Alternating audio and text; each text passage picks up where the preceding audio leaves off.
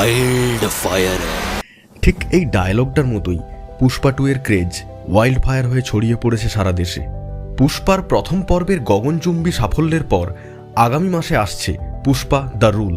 কিন্তু জানেন কি, আসলে পুষ্পা 2 এর রিলিজ ডেট ছিল 15ই আগস্ট, যা পরে পিছিয়ে দেওয়া হয়।